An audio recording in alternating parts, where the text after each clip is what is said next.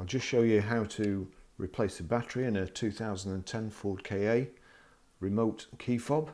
First of all, you flick the blade open, and in there you can see a little screw, and you've got unlocked and locked, and there's an arrow in the screw, if you can see there. So turn the screw to unlocked. You don't have to unscrew it any more than that.